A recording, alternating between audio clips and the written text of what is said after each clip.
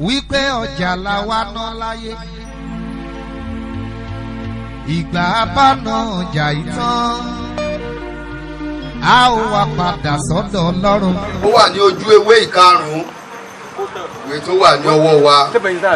lẹ́yìn ayé búburú yìí ayé ẹkún òun òsì yìí ibi rere kan wà àyípadà kò sí níbẹ̀ kò sóòrù àfọ̀sán títí wími wọ́n wà níbẹ̀. la la la la la la la la la la la la la la la la. àwa ń yọ̀ ní ìrètí ògo Ọlọ́run lẹ́yìn ayé búburú yìí.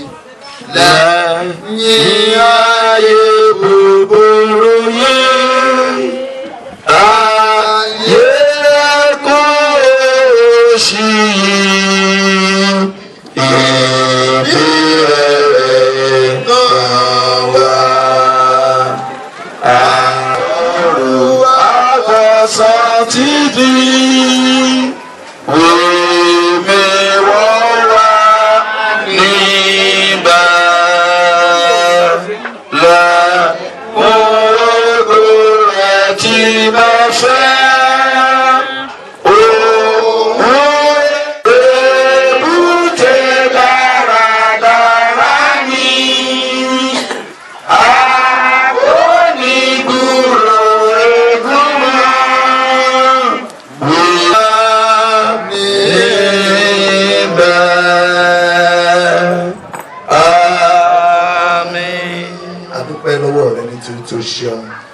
torí tí àánú rẹ̀ dúró láéláé láti àná tí a ti bẹ̀rẹ̀ ìsìnkú yìí ó fún wa ní ojú ọjọ́ rere ó darapọ̀ mọ́ ìrìn àjò wa Olúwa gba ọpẹ́ wa. à ń bẹ nínú ìsìn tí Ọ̀nàlápọ̀ Worship láòrí nínú ìwé orin Dáfídì orin ìkọkàndínlógójì.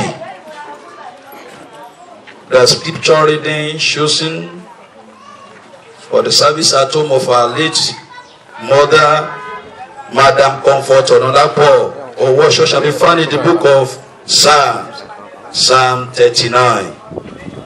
Mo ní mi ó máa kíyèsí ọ̀nà mi kí èmi kí ó má fi ahọ́n mi ṣẹ̀, mi ó fi ìjánu kó ara mi dí ẹnu. Ní ìgbà tí ènìyàn búburú bá ń wẹ bẹ níwájú mi, mo fi ìdákẹ́ yádi, mo tilẹ̀ pa ẹnu mi mọ́ kúrò ní ọ̀rọ̀ rere. Ìbànújẹ́ mi sì ru sókè, ẹ̀yà mi gbóná nínú mi nígbà tí èmi ń ronú ìnara. Ìgbà náà ni mo fi ahọ́n mi sọ̀rọ̀. Olúwa, jẹ́ kí èmi kí ó mọ òpin mi àti ìwọ̀n ọjọ́ mi bí ó ti rí, kí èmi kí ó lè mọ ìgbà tí mo ní níhìn. Kíyèsí, ìwọ ti sọ ọjọ́ mi dàbí ìbò àtẹ́lẹwọ́, ọjọ́ orí mi kò jẹ́ nǹkan kan níwájú rẹ. Nítòótọ́ olúkúlùkù ènìyàn dúró gẹ́gẹ́ bí afẹ́fẹ́ lásán. Nítòótọ́ ni ènìyàn rìn káàkiri gẹ́gẹ́ bí òjìji. Nítòótọ́ ni wọ́n ń yọ ara wọn lẹ́nu ní asán. Ó ń kó ọrọ̀ ọjọ́, kò sì mọ ẹni tí yóò kó wọn lọ. Jẹ́ nísinsìnyí, Olúwa, jẹ́ kí ni mo ní dúró dé? Ìrètí mi ń bẹ ní ọ̀dọ̀ rẹ. Gbà mí nínú ìrékọjá mi gbogbo, kí o má sì sọ mí di ẹni ẹ̀gàn àwọn ènìyàn búburú. Mo yádi, èmi kò yá ẹnu mi, nítorí pé ìwọ ni ó ṣe é. Mú ọwọ́ iná rẹ kúrò ní ara mi, èmi ṣègbé tán nípa ìjà ọwọ́ rẹ. Ní ìgbà tí ìwọ bá fi ìbáwí kìlọ̀ fún ènìyàn nítorí ẹ̀ṣẹ̀, ìwọ á ṣe ẹwà rẹ̀ á parun bí kòkòrò aṣọ. Nítòótọ́ asán ni ènìyàn gbogbo. Olúwa gbọ́ àdúrà mi, kí o sì fi etí sí ẹkún mi kí o má sì ṣe pa ẹnu rẹ mọ́ sí omijé mi nítorí àlejò kí èmi kí ó tó lọ kúrò níhìn yìí àti kí èmi kí ó tó ṣe aláìsí. ní akadada dúró fún kíkàrọ̀ ọlọ́run náà kí olúwa kí ó fi. Here we pause the scripture reading. May the Lord bless us from the reading and the hearing of his words for the salvation of our souls. Olódùmarè ẹni tí í ṣe ẹlẹ́dàá ohun gbogbo, ó sì dúpẹ́ fún oore ọ̀fẹ́ táwọn bàbá fi fún mi láti sọ̀rọ̀ ìyànjú kúkúrú níbi tí ìsìn ti ilé tí ó màmá wa Madam Comfort ọ̀nà ọlápọ̀ ọ̀wọ́ sọ. Lórúkọ Jésù ẹ̀yin bàbá ẹ ò ní kọsẹ̀ o. Gbogbo wa a ó délé o. Praise the Lord. Mo dúpẹ́ ẹ̀yin ọmọ olóòkú lórúkọ Jésù ìgbà tí náà á dalẹ́ o. Mo tiẹ̀ sọ ẹ ó tún ju màmá lọ. Ẹ ṣe púpọ̀. Praise the Lord. Àwọn ohun tí a ní kíyèsí bí a ti fi sí mi lé ọkàn pé àwọn ohun àkíyèsí mẹ́ta tí a ó jọ sáré kíyèsí nípa ikú. Àkíyèsí mẹ́ta tí a ó jọ kíyèsí nípa ikú. Praise the Lord. Praise the Lord. Lórúkọ Jésù yóò dára fún wa. Nínú ìwé kíní tí Mósè tá ń pè ní Genesis yẹn, Genesis 27 verses 1 to 2. Genesis 27 verses 1 to 2. Ó sì ṣe ó pe Ísáù ọmọ rẹ̀ àkọ́bí, ó sì wí fún un pé ọmọ mi, òun sì dá lé òun pé èmi nìyí. Ó sì wí pé wò ó ná, èmi di arúgbó, èmi kò sì mọ ọjọ́ ikú mi. Orúkọ Jésù Kristi Olúwa wa. Èmi di arúgbó, mi kò sì mọ ọjọ́ ikú mi. Bí Ọlọ́run bá ràn wá lọ́wọ́ níbí báyìí, a rí i pé màmá wa ní ọjọ́ tí ó ṣe díẹ̀ tó ti pé 50 ọdún àti pẹ́rẹ́kí. 50 ọdún, okay, 90 years of age. Màmá gbìyànjú, màmá kì í ṣọ̀fọ̀, ṣekú. Ṣùgbọ́n ohun tí a ń sọ ni pé kò sí ẹnikẹ́ni tí ó mọ ọjọ́ ikú rẹ̀. Àwa tí a jẹ́ ìránṣẹ́ Ọlọ́run pàápàá tí a jẹ́ aṣojú Olódùmarè, a ò mọ ọjọ́ ikú, a jọ wà níbí náà ni. Àlùfáà ò mọ ọjọ́ ikú, ọmọ ìjọ náà ò mọ ọjọ́ ikú. Tó bá rí bẹ́ẹ̀, àjùlọ Olódùmarè nìyẹn. Lẹ́yìn yìí, mo bẹ̀ wá ẹni ọmọ Ọlọ́run. Àwọn àgbà máa ń sọ pé àgbà tó sùn tí ó gbàgbé ọjọ́ ikú rẹ̀, kí ni ẹni ó ṣe? Ohun ìyà ló sùn, ohun ìyà ni ọ̀rọ̀ sun ohun ìyà ní tiẹ̀. Èyí gbọ́dọ̀ máa ronú pé ṣé kájá máa ṣe náà ní kiri kan rẹ̀ nọ̀nọ̀nọ̀ kò pọ́síbù, ta ni máa fi jọ. Ọjọ́ kan náà á tẹ ọbẹ̀ àti tẹ́ mọ̀mọ́. Ẹ jọ̀wọ́, a ò mọjọ́ ikú. Ẹ jẹ́ ká gbìyànjú ká máa ronú pé ọjọ́ kan mọ̀ máa ọjọ́ kan. Àdàkó gbé mi níjọ́ ń bá sùn gbalaga. Ọjọ́ ń bọ̀ tí a ṣe díkì bẹ́ẹ̀ tí a ṣe nǹkan ìní rẹ̀, wọ́n á máa ṣojú rẹ̀ pé kò sí nǹkan kan tí o fẹ́ sọ lórí ọtí náà. Pé náà ò mọjọ́ ikú, oore ọ̀fẹ́ táwọn máa fi ti àkókò yìí máa ṣe rere. Kó bá gbọ́dọ̀ kó wà náà sí wa. Praise the Lord. Ohun kejì ẹni ó wà nínú ìwé ti Jóòbù yẹn, Jóòbù 14:10. Jóòbù chapter 14 verse 10. Ṣùgbọ́n ènìyàn kú, á sì sàn dànù. Àní èèyàn jọ òwe àmì ẹ̀ lọ́wọ́. Ohun àdà. Ohun àdà. Ènìyàn kú, ènìyàn jọ̀wọ́ ẹ̀mí ẹ̀ lọ́wọ́. Màmá Comfort, wọ́n gbàgbé owó sáwó òfin sọ́tọ̀ o. Wọ́n gbàgbé ọ̀rọ̀ ilé ìgbéyàwó tó ń bẹ níta tó sọdún àwọn ọmọ.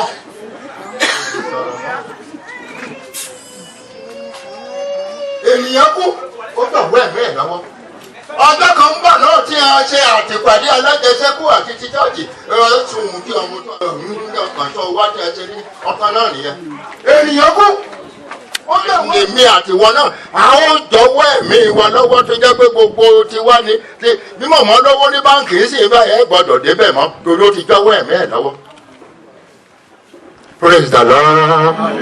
tó náà ìrònú ni kì í ṣe kakàn jẹ́ ká mu lásán nìkan ní nọ̀nọ̀nọ̀nà ẹ jọ̀wọ́ ẹ̀yin ọmọ ọlọ́run àsìkò tí a ní máa ronú náà lélẹ́yìí bó o bá rí sí ọjọ́ kan ń bọ̀ tí máa jọ̀wọ́ ẹ̀mí mi lọ́wọ́ tí ìwọ náà máa jọ̀wọ́ ẹ̀mí ẹ lọ́wọ́ oore ọ̀fẹ́ làwọn fún máa gbélé ayé ṣe rere olú àkójọ kó wa ràn sí wa ẹ̀rí ìkẹta òun náà ni ó wà nínú ìwé ti Chronicle yẹn 1 Chronicle 22:5 1 Chronicles 22 verses 5 1 Chronicles 22 verses 5.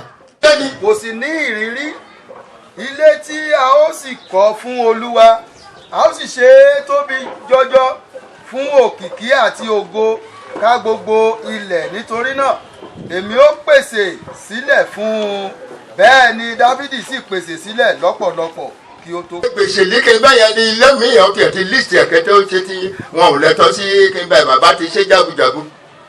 kí ni o fi ń pèsè ìpèsè wo ló ń pèsè sílẹ̀? ara ìpèsè òun náà ni àwọn màmá sọ lánàá ní kí n bá yẹn ká máa wọlé olùmíì bímọ ọkọ̀ sáà bímọ ọ̀nà èkókó mọ oúnjẹ èkókó ń ṣe níbi táwọn bàbá fi mí sí kí n tó débí bí ọdún bíi 9 sẹ́yìn oníyẹn ń sọ pé òun banújẹ́ pẹ̀lú bàbá ló bí òun olórí burúkú ló bí òun. mọ̀mọ́ ń wà tí jẹ́ àtọ̀rọ̀ ilé ìwé ní kejì bàbá òun di bàbá òun lè mú tọ̀.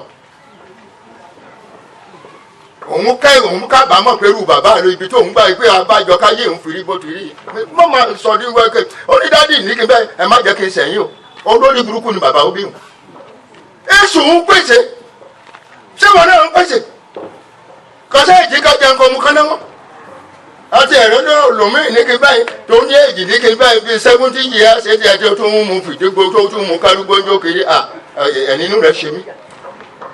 pèsè báyìí kìnìún Dáfídì pèsè sílẹ̀ fún Sólómọ́nì ọmọ rẹ̀ ilé náà ni ó ti ẹ̀tún sọ pé Sólómọ́nì ọmọ ń rọ̀ ẹ̀ ṣe ọmọ dìgbòlúkẹ́ ọmọ ẹ̀ ṣe yahoo ọmọ àwọn òmíì wà báyìí ó wà lẹ́wọ̀n ní kíní báyẹn tí kò mọ àwọn rogas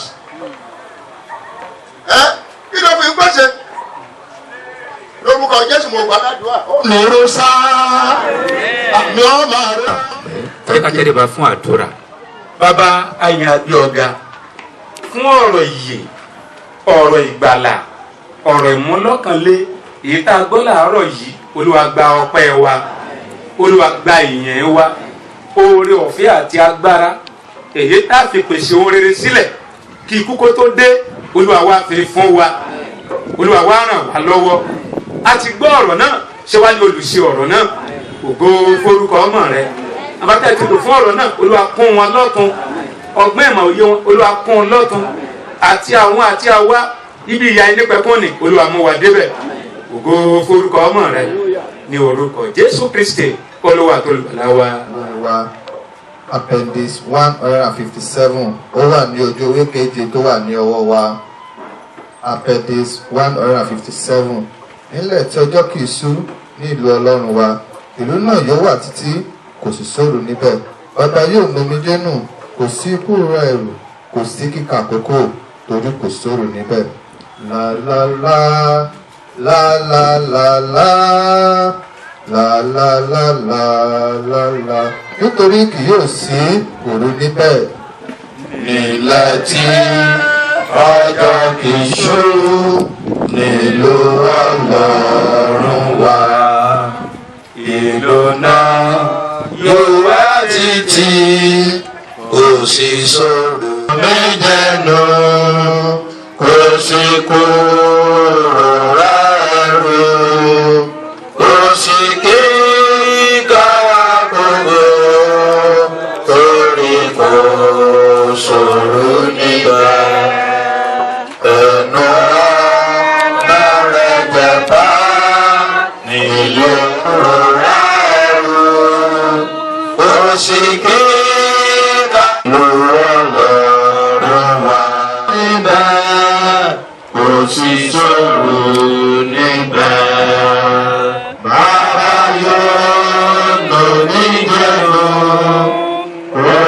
kúrò ẹrù kò sí kíkà gbogbo orí kò ṣòro níbẹ̀ wọn kò fẹ́ tásán òru nínú Ọlọ́run wa torí Kristi nínú kò sí kúrò ẹrù kò sí kíkà gbogbo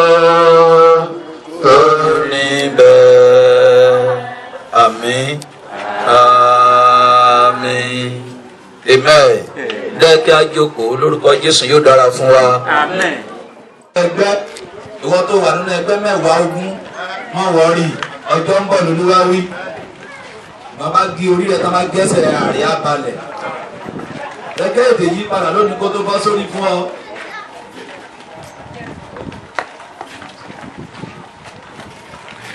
Lẹ́yìn pamphlet tó wà lọ́wọ́ ẹ̀yẹ mọ́ jù síbí o, mo lọ chọ́ọ̀chì náà látún máa lò ní chọ́ọ̀chì o. Àwa tá a bá tí ì rí tá a bá dé chọ́ọ̀chì mo nígbàgbọ́ pé wọ́n ń kó bọ̀. Ẹ̀yin tẹ́ ẹ̀ bá tí ì rí tá a bá dé chọ́ọ̀chì ẹ̀ máa rí i. Oya oya oya oya.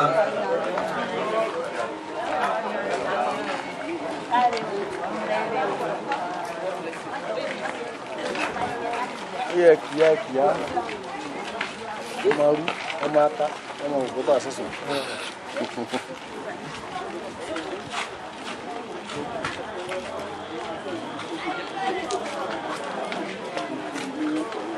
ìyàmọ̀ lọmọ olóde òkúta. ògo ni fún orúkọ mímọ́ rẹ. ìgbésẹ̀ tó kù ni a ń lọ sí ibojì láti lọ fi ara ohun màmá wa yìí lélẹ̀. bí a ti ń lọ níṣẹ́jú Olúwa máa bá wa lọ. bó o ṣe gba ìṣàkóso níbi létí ibojì Olúwa gba ìṣàkóso. àwọn èèyàn ṣe ìgbé ọ̀gá lórúkọ Jésù Olúwa wa. bí oore ọ̀fẹ́ Jésù Kristu Olúwa wa. ìfẹ́ mọ́ ti bàbá. ìdàpọ̀ tiẹ̀ ní mímọ́. ó sọ̀kalẹ̀ kó máa bá wa gbé láti ìsìn lọ àti láéláé. ní lórúkọ Jésù àmín. Olúwa yóò ṣe ìyanu láàrin wa. Olúwa yóò ṣe ìyanu láàrin wa. Olúwa yóò ṣe ìyanu láàrin wa. Àmín. Hallelujah. Hallelujah. Hallelujah. Olúwa wípé èmi ni àjíǹde àti ìyè, ẹni tí ó bá gbà mí gbọ́ yóò tilẹ̀ kú yóò yè, ẹnikẹ́ni tí ó bá sì wà láàyè tí ó bá sì gbà mí gbọ́ yóò kú láéláé. Níyìn wọn kò lè àfihàn. ní wọn kò lè ṣàìgbéyà ìyára balẹ̀ sinmi kò sì fi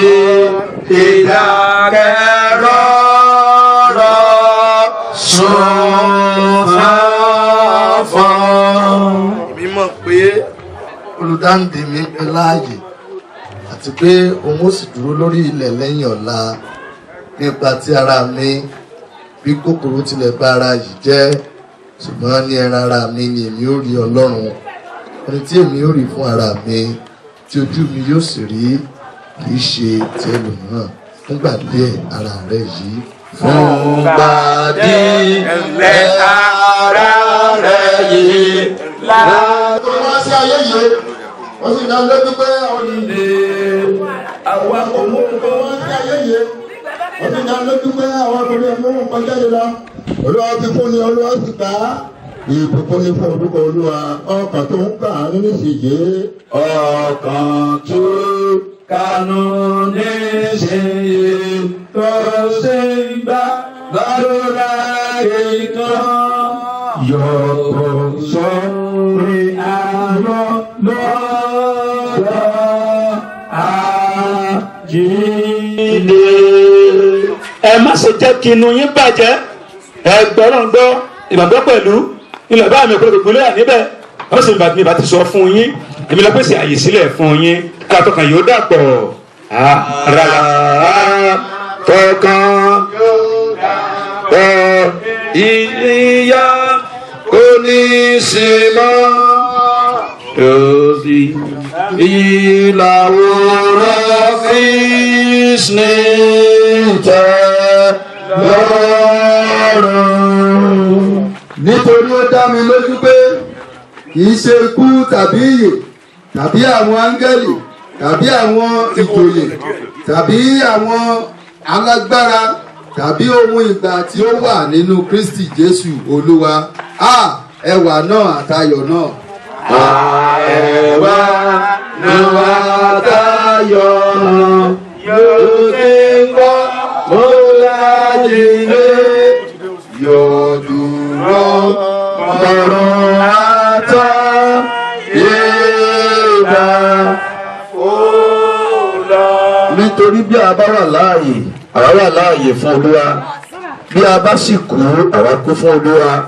Torí náà bí a wà láàyè tàbí tí a kú ti Olúwa ni àwa ṣe. Sí ìdàpọ̀ tó dùn tó báyìí, sí ìdàpọ̀ gbogbo bá ti tán sàn òòrùn alẹ́ bá tọ́mọ́lẹ̀ sọ́sàpì gbogbo ìmọ̀lẹ̀ kan mọ́ lójú rẹ̀ ẹ̀rín síbọ̀ ní ẹnu rẹ̀ ó fìdí ta wá kó mọ̀ sọ̀rọ̀ ògo tó súnmọ́ lé báyìí. Olúwa jẹ́ ká lọ báyìí, ká bá yọ ká rójú rẹ̀, tẹ́ àwòrán rẹ̀ sọ́kàn wá, sí kọ́ wá tí ń bá orin. Àmín. Àmín. Bàbá ọmọ ẹ̀mí mọ́ gba iyì wa. Àmín. Torí àtànà tí o ti bá wa bẹ̀rẹ̀ ohun gbogbo àdúgbò pé ohun gbogbo ń lọ gẹ́gẹ́ bí ìfẹ́ ìwọ Ọlọ́run. Olúwa gba ọpẹ́ wa. Àmín. Àtúntì dé ìsìn tí etí tẹ́. Olúwa darapọ̀ mọ́ wa. Àmín. Lọ́wọ́lọ́wọ́ à ń bá wí Sátánì. Olúwa bá wí. Àmín. Ohun gbogbo tí a ó ṣe bàbá ọmọ ẹ̀mí mọ́ pa ìṣàkóso. Àmín. Ògo ni fún orúkọ Olúwa. Olúwa máa jọba lọ. Àmín. Ní orúkọ Jésù Kristi Olúwa wa. Àmín. Ọ̀rọ̀ Ọlọ́run kàlá sí ẹsẹ̀ ìkejìdínlógún. 1 Thessalonians chapter 4 from verse 13 through 18. Ṣùgbọ́n a kò fẹ́ kí ẹ̀yin kí ó jẹ́ òpè ara ní ti àwọn tí ó sùn pé kí ẹ má bínú jẹ́ nígbà yòókù tí kò ní ìrètí, nítorí bí a bá gbọ́ pé Jésù ti kú ó sì ti jíǹde, gẹ́gẹ́ bẹ́ẹ̀ ni Ọlọ́run yóò mú àwọn tí ó sùn pẹ̀lú nínú Jésù wá pẹ̀lú ara rẹ̀. Torí èyí ni àwa ń wí fún yín nípa ọ̀rọ̀ Olúwa pé àwa tí ó wà láàyè tí a sì kù lẹ́yìn ìdí àti wá Olúwa yóò ti wù kí ó rí kì yóò ṣáájú àwọn tí ó sùn. Nítorí ọ̀nà yóò sọ̀kẹ́ láti ọ̀run wá tí ó ń ti ariwo pẹ̀lú ohùn olórí àwọn áńgẹ́lì àti pẹ̀lú ìpè Ọlọ́run. Àwọn òkú nínú Kristi ni yóò sì kọ́ jíǹde. Nígbà náà ilẹ̀ ó sì gba àwa tí ó wà láàyè tó sì kù lẹ́yìn sókè pẹ̀lú wọn sínú àwọ̀ sánmọ̀ láti pàdé Olúwa lé ojú ọ̀run. Bẹ́ẹ̀ lé àwa ó sì máa wà títí láé lọ́dọ̀ Olúwa. Nítorí náà ẹ máa fi ọ̀rọ̀ wọ̀nyí tu ara yín nínú. Ọlọ́gbọ́n ọ̀nà fún bàtẹ́ ẹ̀mí wa. Níbi tí ọ̀rọ̀ náà ti ṣẹ́ rèé, ìṣe ni ọ̀rọ̀ náà erùpẹ̀ ní ìwọ sì padà bẹ̀rẹ̀.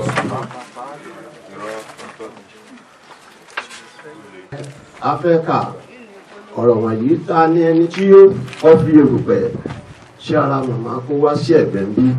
Nínú àánú rẹ̀ ńlá láti gba ọkàn màmá wa ọ̀wọ́n nínú ara Kristi tí í ṣe comfort ọ̀nà lápọ̀ ọ̀wọ́sọ tí ó fi yín sílẹ̀ lọ́sọ́dọ̀ ara nítorí àwa fi ara rẹ̀ fún ilẹ̀. Eru fún eru, ekuru fún ekuru.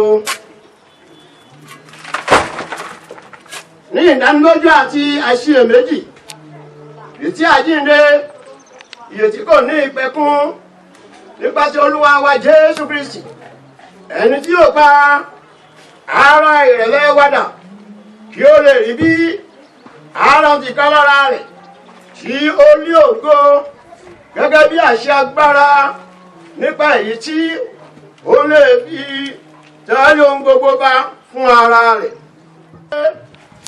Fún mi pé kọ̀wé rẹ̀ alábùkún ni àwọn òkú tí ó kú nípa ti Olúwa láti hìn lọ, bẹ́ẹ̀ ni ẹ̀mí wé kí wọ́n kí ó lè sinmi kúrò nínú làálàá wọn nítorí iṣẹ́ wọn ń tọ̀ wọ́n lẹ́yìn. Beautiful. Bàbá ẹ mà dára yéye. Ẹ sọ̀rọ̀ sá. Ẹ mà dára yéye. Hey, you are what? You are handsome. You are worthy.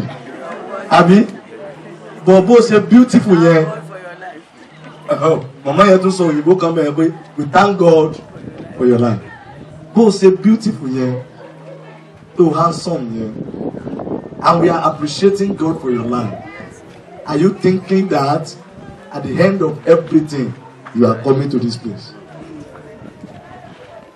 Mo ń ka àwọn tribute kan tí wọ́n kọ nípa màmá yẹn.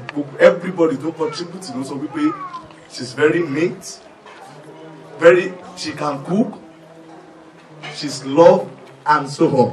Mo fẹ́ bá wa sọ̀rọ̀ lórí nǹkan ẹyọ kan tó ṣe pàtàkì.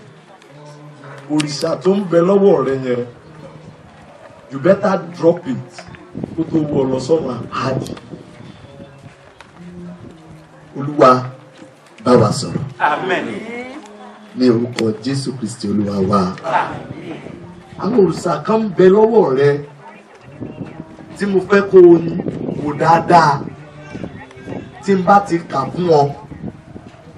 Bí ẹyọ kan bá ti ń bẹ nínú ayé ẹ, o ti ń gbẹ́ kòtò ara rẹ láì tí kú.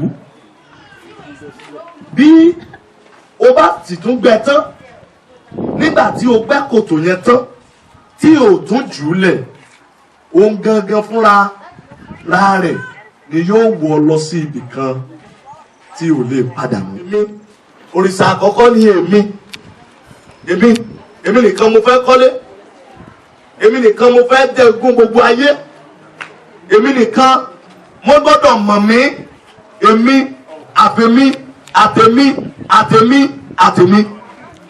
Nínú àtèmi yẹn wọ́n wà ní ìrírí kan, ó ní olùfẹ́ owó. They always want money. Money can answer everything. Tí n bá ti lówó kò síbi tí mi lè wọ̀. Tí n bá ti lówó kò sí nǹkan tí kan bí aago 10 kọjá ìṣẹ́jú 15. Irú bó ṣe ṣe mí náà ni, irú nǹkan tó ṣe ní èsì náà ló tún ṣe lọ́dún yìí o. Àbí ìṣe nǹkan tó ṣe sórí bó dáríjì. Ṣé ló tó ràn mọ́nu? Ó tún ṣe ọ̀ ní 10 years later. Ó tún sọ fún pé sórí báyìí. Mo sọ fún ọ pé ìgbọràn 10 years ago ní aago 10 kọjá ìṣẹ́jú 15 níbi ìsìnkú bẹ̀rẹ̀ comfort sọ̀rọ̀ pé ibi òkú mi náà la tó wà báyìí ó tó ti ṣe mí. Ìyẹn 20 ọdún lọ́dọ̀ tiẹ̀ ó sì fresh. O tí ní ẹ̀ yóò sa ilé ìdáríjì ni wọ́n bá gbé ọ lọ sọ́run àpáàdì. Ọ̀nà kan ṣoṣo tó lè fi bọ́ lọ́wọ́ òsàyẹn náà ni pé bí ayé ẹ̀ fún Kristi. Bẹ̀rẹ̀ sí gbé ìgbé ayé ìwà mímọ́. Ká tí o bá ti délé nínú ìwé Gàlátíà orí 5 verse 21 to 23. Ó ní àwọn èso tí ẹ̀mí ni ìfẹ́, ayọ̀, àlàáfíà, ìpamọ́ra, ìwà tútù, ìwà pẹ̀lẹ́. Tó o bá délé ká wá process àwọn nǹkan tó kọ síbẹ̀. Wàá rí wípé yóò rọ̀ ọ́ lọ́rùn. Nítorí o gbé sọ́kàn yẹn tó o fẹ́ fi ní hypertension yẹn, wàá rí kó máa kàn kú òun bẹ́ẹ̀ easily. Ṣùgbọ́n ètò ìdáríjì tó o bá tún ti rí tó tún ṣe rere lónìí, inú àtúnṣe kí ni o? Àtúnbí ọ̀nì. Tó ṣe yẹn 1.5 ẹ̀jẹ̀ ti lọ o. Ìwọ lọ bá àwọn nọ́ọ̀sì kó tọ́ bá rẹ̀. ní orúkọ Jésù Kristi Olúwa wa. Praise the Lord. Ẹjọ́ bí a bá ti ṣe kó níyìí ẹ bá wa tọ́jú ibi yìí dáradára. Àwọn máa ti da ẹ̀pẹ̀ bó báyìí. Bí omi bá ti tójò ti rọ̀ sí tó ti sẹ̀ lọlẹ̀ dáadáa tó ti ṣe ẹ wá bá wa rẹ̀ dáadáa. Lórúkọ Jésù yóò dára fún yín. Ẹ ti ń gbìyànjú ẹ túbọ̀ bá gbìyànjú tán. Tàbá ti kúrò ń bí ibo là ń lọ ṣọ́ọ̀ṣì. Ẹ jẹ́ ká lọ dúpẹ́ lórí ọ̀rọ̀ mọ̀mọ́ bí Olúwa ṣe kí ni o. Olúwa ṣe ọ̀pọ̀lọpọ̀ ibi náà ti fẹ́ lọ jẹ náà ń lọ ibi pàtàkì jùlọ gbogbo ó tẹ máa lọ ná níbi bóyá ìgbà. Orin 775 máa sun olùfẹ́ kó sì máa sinmi borílẹ̀ àyà olùgbàlà rẹ̀ a fẹ́ ọ ṣùgbọ́n Jésù ń fẹ́ ọ jù súnre súnre súnre ọ̀rọ̀tọ̀tọ̀ ọ̀rọ̀tọ̀tọ̀tọ̀ ẹsẹ̀ kìíní ẹsẹ̀ kẹta ẹsẹ̀ ìkẹfà ti keje. Àwọn òkú nínú Kristi ni yóò sì kọ́ jíǹde máa sùn olùfẹ́ kó sì máa sinmi. Máa sinmi borílẹ̀ àyà olùgbàlà rẹ̀ a fẹ́ ọ ṣùgbọ́n Jésù fẹ́ ọ yìí súnre súnre súnre títí ayé asán yìí yóò fò lọ tí Jésù yóò kó ayọ̀fẹ́rẹ́ jọ títí òkùnkùn yóò fi ré kọjá súnre súnre súnre súnre fẹ́ fún gbàdé ẹni láìpẹ́ àwa táyé àti tọ̀run yóò máa gbé pọ̀ ní ìdàpọ̀ dídùn súnre súnre súnre títí a ó fi pàdé ní ìtẹ̀rẹ̀ tàn sí wọ̀ wá ní agbádá mìíràn títí a ó rí wá lójú kojú súnre súnre súnre. Fún orúkọ yẹn wà rẹ ibi tí ọ̀rọ̀ rẹ ti ṣẹ náà lábẹ́ yìí erùpẹ̀ ní ìwọ sì padà di erùpẹ̀ bí kò sì ṣe dáa tó funfun nínú ẹgbọ́n ìjọba ká tó dáa pẹ̀sí mọ́ ṣùgbọ́n nítorí pé a ti kọ́ pé ìpẹ́ ní ènìyàn lóyún tí ọ̀ràn ọ́ láti ṣe níbi òun àgbà ọ̀pẹ wa gba ẹ̀mí wa o ọjọ́ ń bọ̀ a ò rí màmá yìí mọ́ ṣùgbọ́n bí màmá bá ṣe ohun tó dára láyè yìí tí ó bá lè wà ní ọwọ́ ọ̀tún Jésù lọ́hùn-ún bí àwọn náà bá ṣe rẹ̀ gẹ́gẹ́ ajẹ́ pé a ó padà wà rí màmá ògo ni fún orúkọ náà ògo ni fún orúkọ náà. lẹ́yìn tí à ń kó ní ibojì ìrìn àjò wa lọ sí ilé mímọ́ májò léwu ohun tí ìbá ìṣẹ́jú lágbàtí ìjọ májò ṣẹlẹ̀ rárá ó ṣe ọlọ́run ìyanu lórúkọ Jésù wà wá kí orí ọ̀fẹ́ Jésù kú sí wà wá ìwọ́n náà ti bàbá ìyàtọ̀ tẹ̀lé wọn ó sọ̀kalẹ̀ fún ọgbọ́n wa bí láti ìṣẹ̀lẹ̀ lọ àti láéláé orúkọ Jésù olúwa yóò ṣe ìyanu àmín hallelujah hallelujah hallelujah.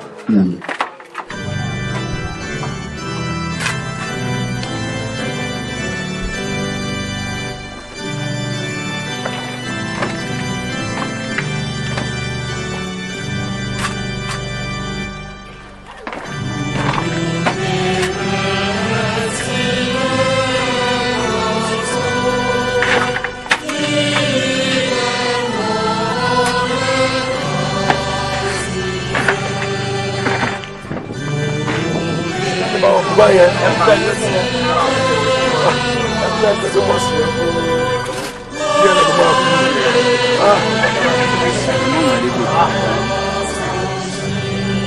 ọ̀yá díẹ̀ mẹ́ta rẹ̀ ọ̀gbẹ́ ẹ̀kan sí ọ̀yá ẹ̀kan sí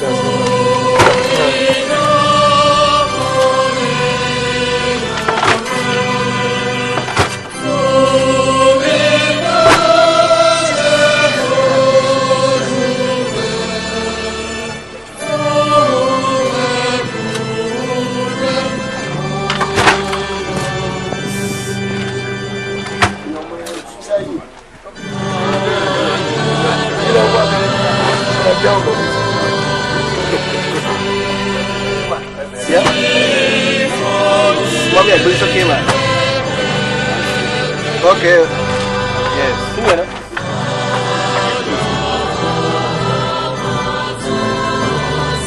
Tomorrow.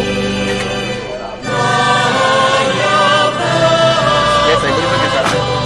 I believe okay, sir. Okay, sir.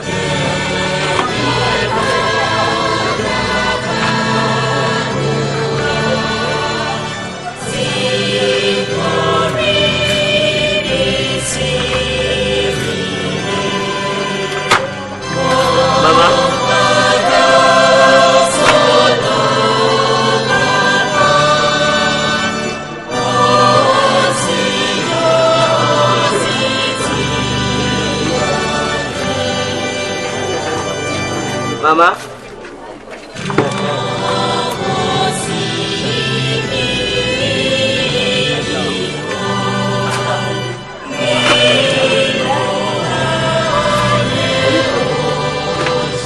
Aqui. Oh, ok.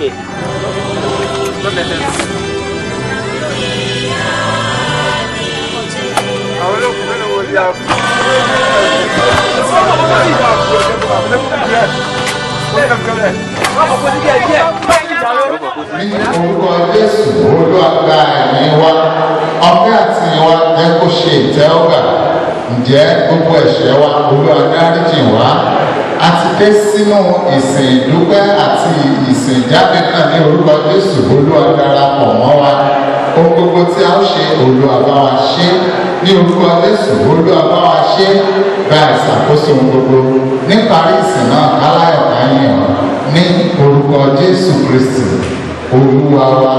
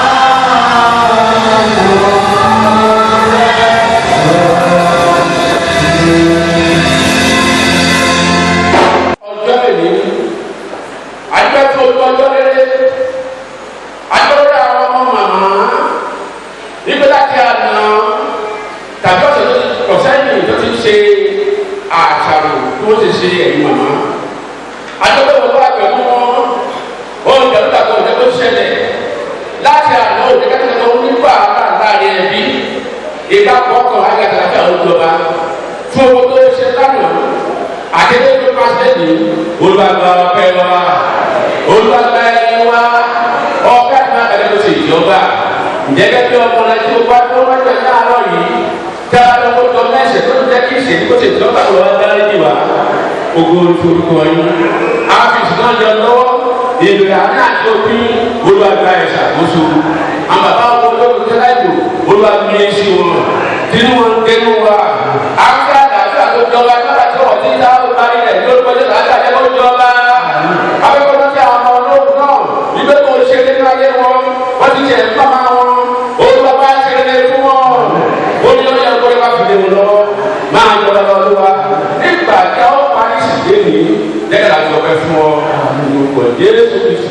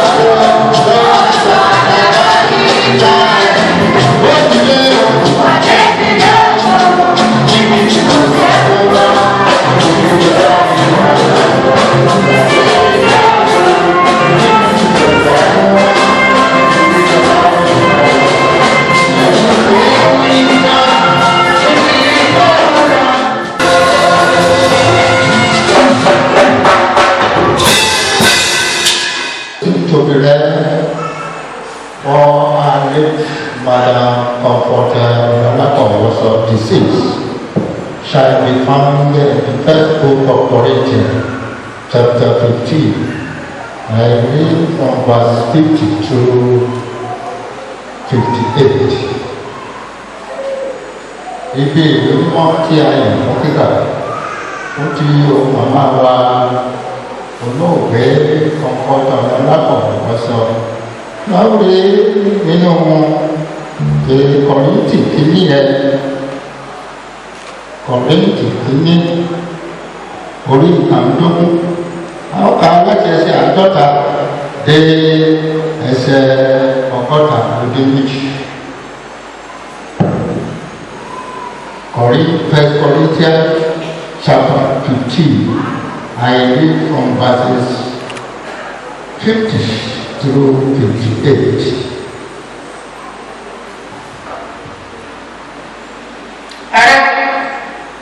Jẹ́rìí mo wípé ara wọn ẹ̀jẹ̀ tó lè dé fún ìjọba náà. Bẹ́ẹ̀ ni ìdíbàjẹ́ tó lè dé fún ìdíbàjẹ́. Kíyèsí, òun ìjìnlẹ̀ ní mò ń sọ fún yín. Gbogbo wa kì yóò sùn, ṣùgbọ́n gbogbo wa yẹ̀ ń padà dàgbà.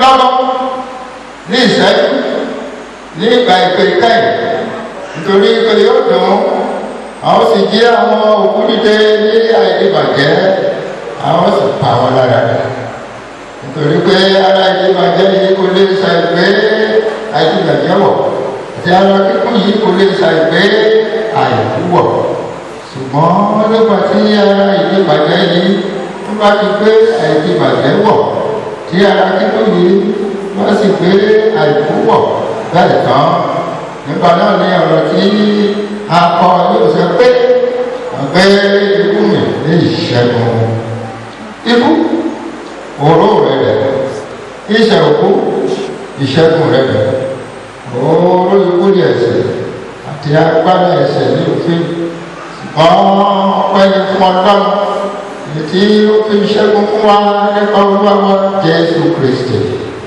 nítorí náà ẹ̀yin ará mi olùfẹ́ ẹ máa dúró ṣinṣin láì lẹ́sẹ̀ èyí ẹsẹ̀ máa pọ̀ sí ilé iṣẹ́ Olúwa ní ìgbà gbogbo ìwọ̀n bí ẹni ti mọ̀ pé iṣẹ́ yìí kì í ṣe asán nínú Olúwa àmì ní ilé àkà tí a sì ká nínú kó lọ gbogbo fún olùkà olùkọ́ fún ìpàdé ìwà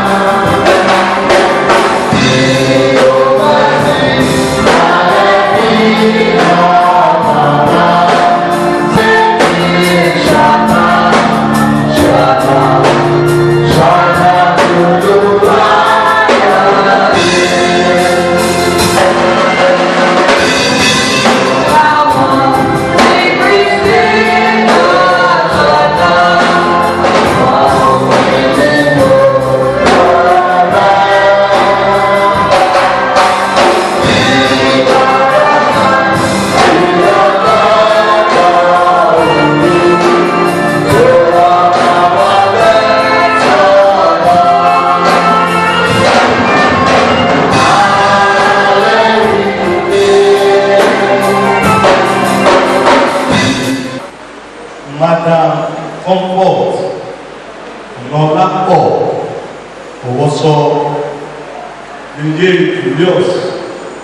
Julius is on page 15 of the program. It was written in English and we are going to read it in English.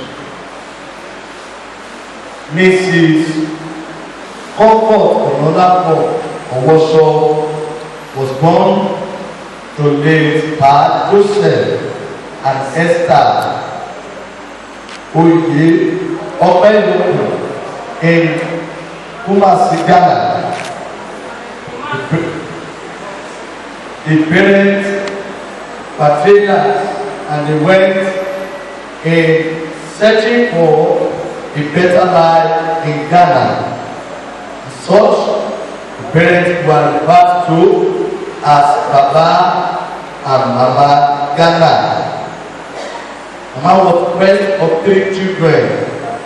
A brother, late Kayode I.C. Opeyoku, and a baby sister, late Mrs.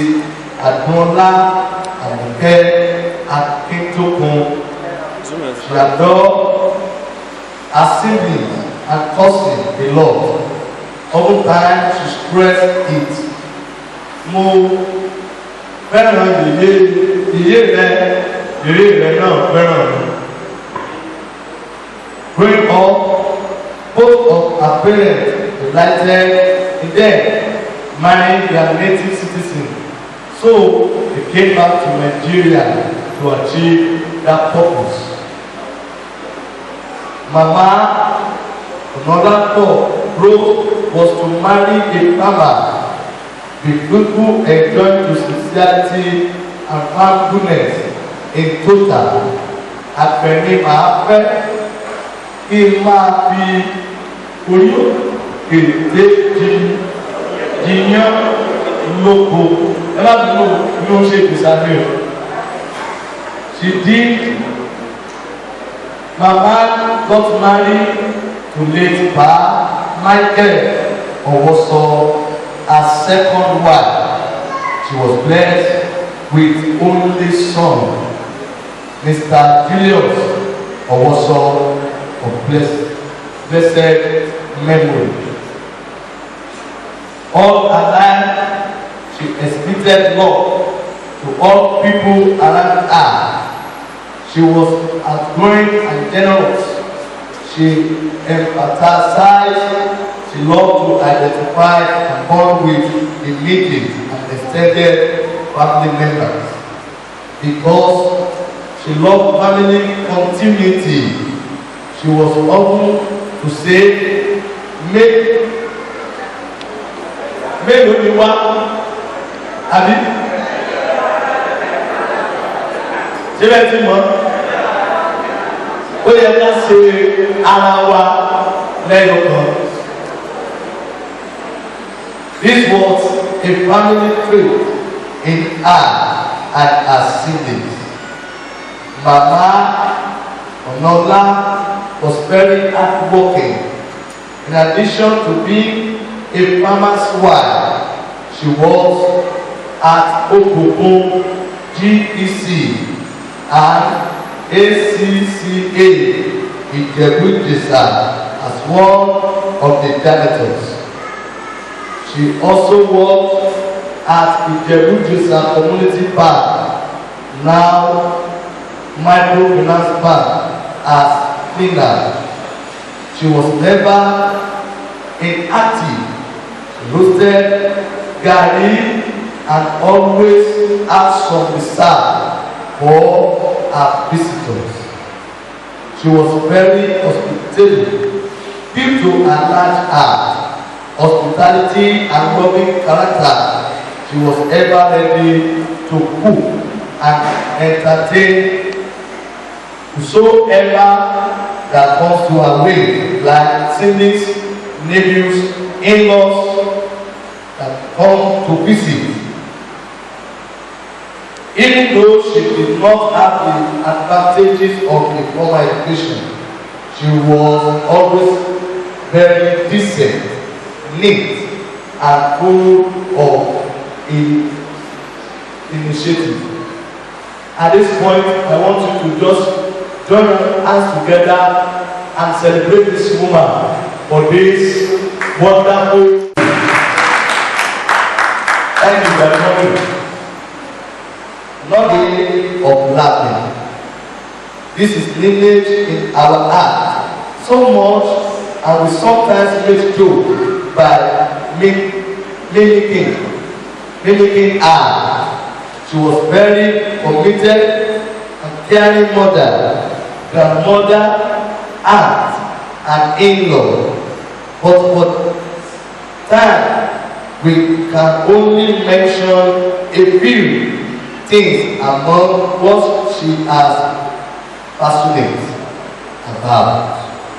She was passionate about saying, in touch by correspondence, ọkùnrin ìdìdá ìwé kọ̀ọ̀kan kó sì sinmi àrò rẹ̀ sọmí àrò rẹ̀ ti kí ni ó sọmí dáadáa.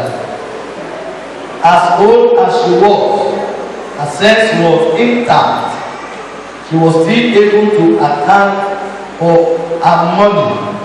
She always knew who gave what and was always appreciated. Rest till we meet again. Baba back, good night. Oríkì yẹn á lọ mọ ká oríkì lé fúnra wa, Olúwa yóò ràn wá lọ́wọ́. Abẹ́ni ọba yìí nínú ìdílé àti àwọn ọmọ. My mother, she's a loving child, hospitable, ever ready to welcome me when I call her and call me. Some few years ago when I lost my biological dad, and things were hard, things were tough, despite our little healing, I run to her and say, Mama, please, I need this, I need that. And she will not hesitate to give it to me. I give God all the glory over her life for the years she has spent on earth. And I pray that she will continue to rest in peace in Jesus' name. Praise the Lord.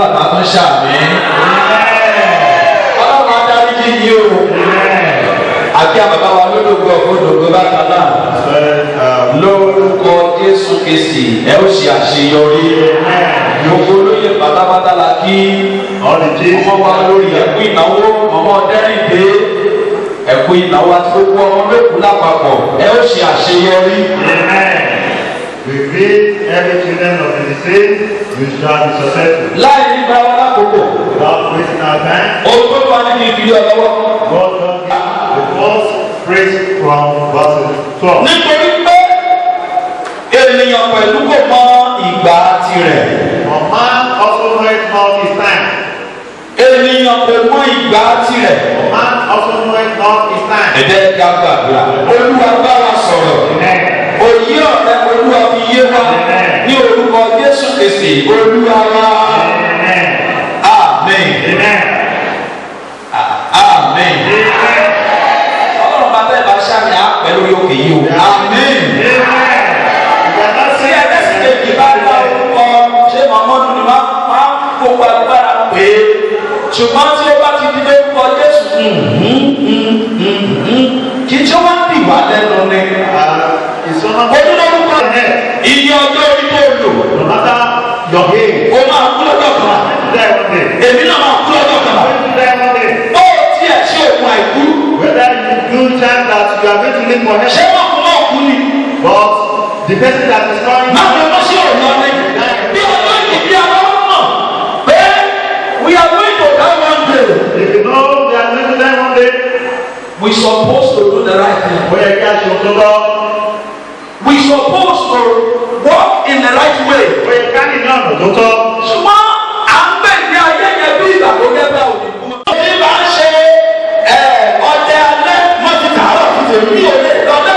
I'll be the only watchman here all through. Ó ní mo ti mọ̀ pé wọ́n bá ti sọ fún mi lọ́dún lọ́dọ̀.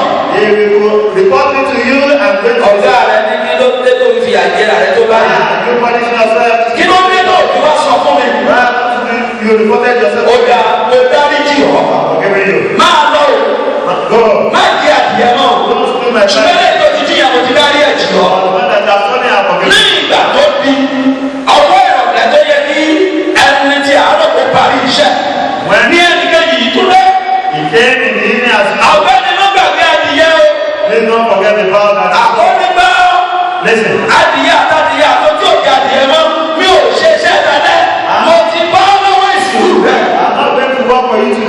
Ilé ẹ̀rù ẹ̀ṣẹ́ ni. Orí ọgbẹ́ ní ènìyàn. Mo fẹ́ bí ọdẹ èrò. Ẹ̀yin mélòó lè máa déjọba ọ̀run tó máa pè yín rẹ̀ fada apọ̀sù sínú apọ̀sù lọ́sì sínú apọ̀sù pọ́fẹ́sọ̀ dọ̀kọ̀ tó máa bí ọ̀nà tó bá dọ̀rùn. Gbogbo tí à ń gbé ní ayé ṣe tá a fi ń ṣe ojú ọ̀tá yìí ọjọ́ abájú kúrò gbogbo yìí tá a bá ṣe kéde o. Whatever that are here on earth, the day we give up the God.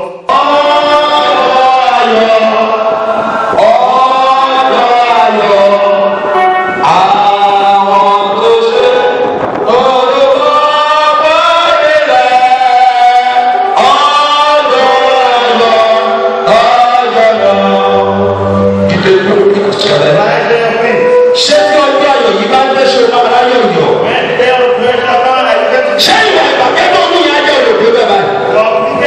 Yẹ́sùn ń bá ọ̀dọ́ kúrúkú. Ẹnu àgbẹ̀gbẹ̀ ọ̀rọ̀ àtẹ́rí ọ̀pẹ̀rẹ̀ àgbẹ̀gbẹ̀ àgbẹ̀gbẹ̀ náà. Bá a lọ sọ̀rọ̀ kó jẹ́wọ́ ẹ̀ṣẹ̀ rẹ̀. Àwọn ìkọ̀kọ̀ tó ṣe tí ò lè yóò dé. That is not allowing you to see God.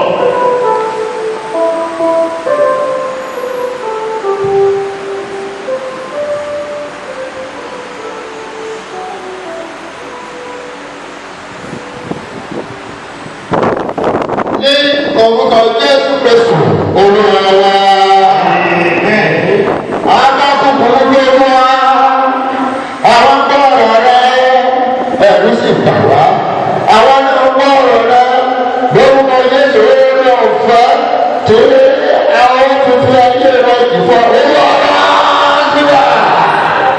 Ayé tí a fi wà yìí ó ní a fi pa òkè jẹ́. Ògbẹ́ ní forúkọ wa. Bàbá wa tí ó ti lò ó lọ tó agbára rẹ̀ ṣe. Àwọn àti àwọn akẹ́kọ̀ọ́ lédèlé. Ògbẹ́ ní forúkọ wa. Ohun gbogbo tí ṣe tó wá olúwa ṣe ní àṣepé. Olúwa ràn wá lọ́wọ́. O ṣe ìrọ̀lọ́run wa. Ní orúkọ Jésù Kristu Olúwa wa.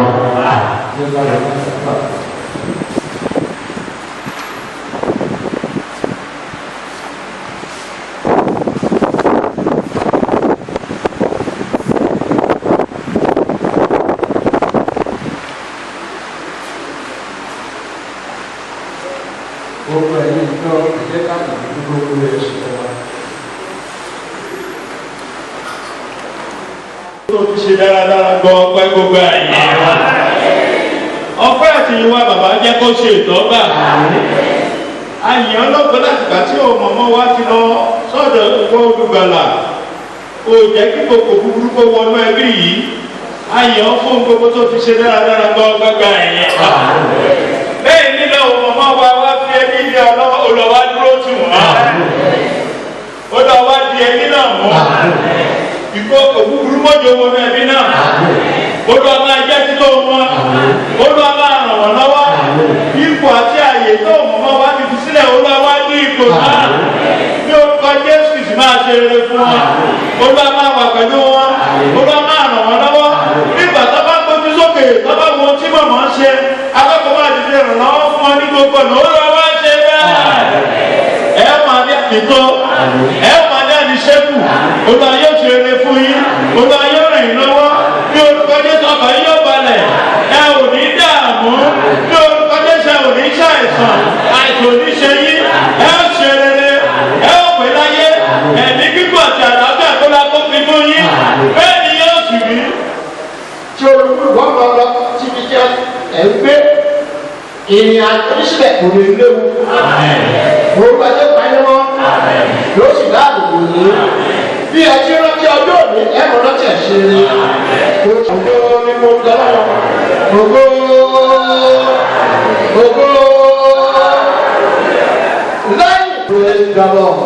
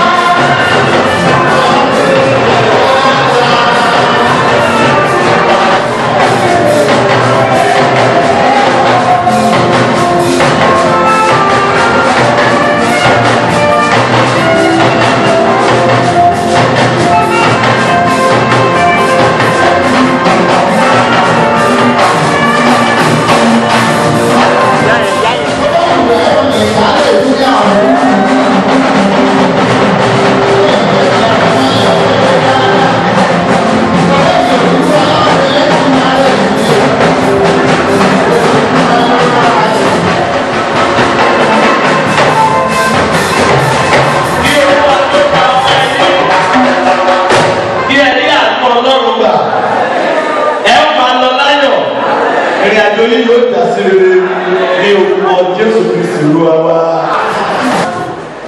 Ilé ìgboro náà Jẹ̀bú-Jẹ̀ṣà Ọ̀ṣun State.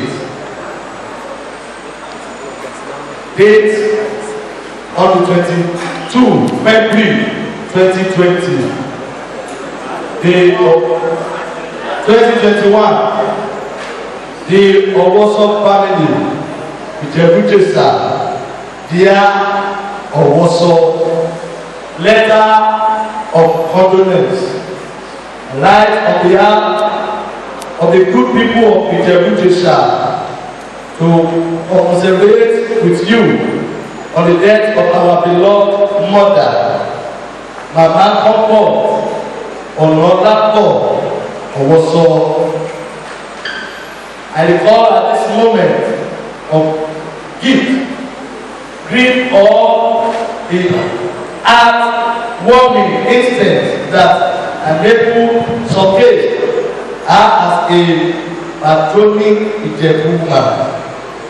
Remember the extraordinary life of strong faith and character exhibited by the late Madam Owoso during her lifetime.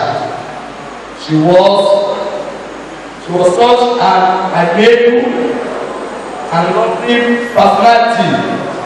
She was friendly all around her and was loved by all.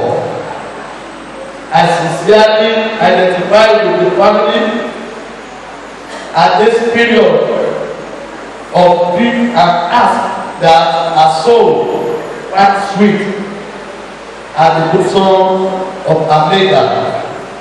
May the Almighty God, who gives and takes life by you, the children and the family, to sustain the lineage she left behind. Yours faithfully, His Royal Majesty of Engineer Moses Oluwafemi Agusoye. Thank you.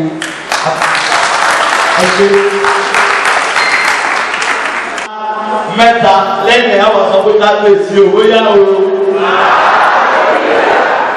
Hallelujah.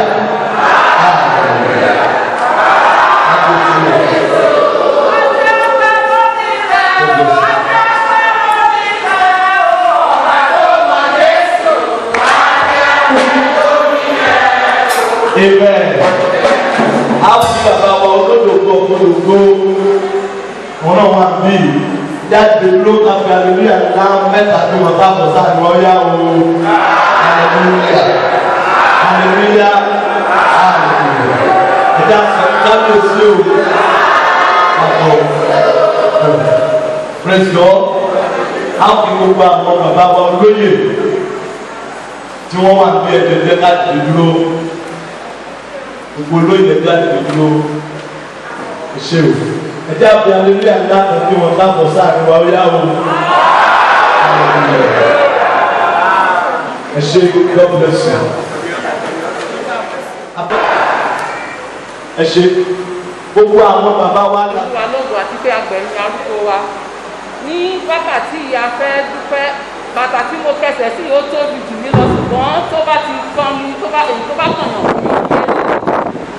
Ní orúkọ àwọn Owoso Ọ̀kín, Owó Ẹ̀yẹ, Fábọ́rọ̀, Ìbítóyè, Akíndókùn àti àwọn lóyè family àti tí àwọn màmá wa dé ìdí ìyá wọn torí pé wọ́n ní wọ́n fi apá kan fò ẹyẹ kì í fa apá kan fò gbogbo àwọn tí mo kọ́kọ́ dárúkọ yẹn àwọn tó fẹ́ màmá tó ń bá àwọn tọwọ́ tẹsẹ̀ a fẹ́ sọ fún ìjọ Ọlọ́run pé ẹ ṣe ohun gan ni fún ohun gbogbo tí ẹ ṣe tí ẹ fàlùbà tí ẹ màmá wa olúwa fàlùbà ọjọ́ yẹn atalẹ́ ẹlẹ́yìn òní lọ lójú yín àti wọ́n fẹ́ dúpẹ́ lọ́wọ́ kábíyèsí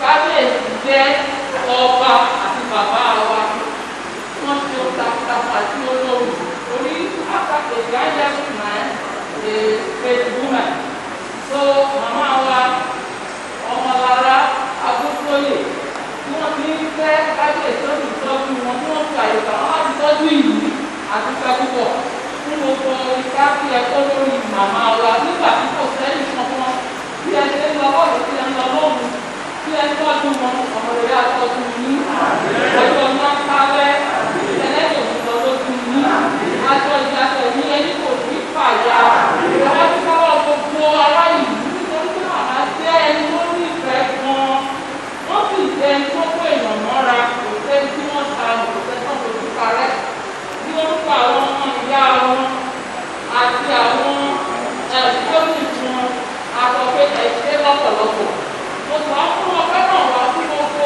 àwọn ọ̀wọ́ ibi tá a sin màmá sí kì í ṣe bá a fowó rà á wọ́n fi ilẹ̀ ẹ̀yẹ tí wọ́n ṣe fún màmá wọ́n fowó sílẹ̀ wọ́n ṣe é adúpẹ́ lọ́pọ̀lọpọ̀ ọmọ rere àgbẹ̀yìn gbogbo yín ìkorò ní wọnú ilé yín ayọ̀ yín á dalẹ̀ aṣọ ẹ̀yẹ yín kò ní í fàya adẹ̀wà dúpẹ́ lọ́wọ́ àwọn èmi náà báyìí afẹ́yẹ ìfapákanfò akítókùnrin mi mo dẹ̀ tún jẹ́ ti ọ̀páyọkàn àti lóyè tó mo dúpẹ́ lọ́wọ́ gbogbo àwọn ìyè kan mi mo dúpẹ́ lọ́wọ́ gbogbo àwọn àbúrò mi tó wà ní òkè òkun tí wọ́n ṣe ribiribi tí wọ́n dá gbogbo àrà tí wọ́n jẹ́ kí gbogbo nǹkan tá à ń ṣe kó ṣeé ṣe ọwọ́ yín ò ní kàn sálẹ̀ àpò ibi tí wọ́n ti ń náwó ẹ̀ ní nájú o owó á máa kówó lọ́wọ́ yín ẹ̀yin tí ẹ ní orí ọ̀fẹ́ láti fowó sílẹ̀ tí ẹ fi àyè sílẹ̀ olúwa fàyè gbà yín ojú òní ti ẹnìkan kan wa ọmọ rere àgbẹ̀yìn wa màmá ò lè sọ̀rọ̀ báyìí mọ́ o ṣùgbọ́n a mọ̀ pé wọ́n ní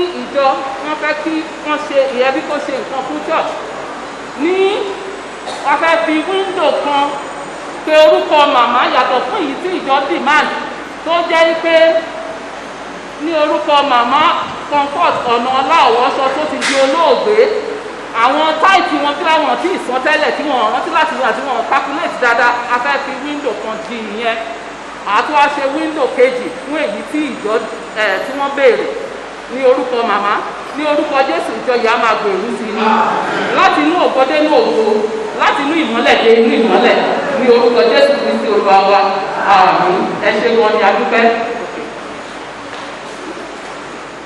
jáde bẹ́ẹ̀ ni wọ́n ọ̀rọ̀ jáde lọ jáde kẹ́lẹ́ wa kò lè léwu tó ṣẹlẹ̀.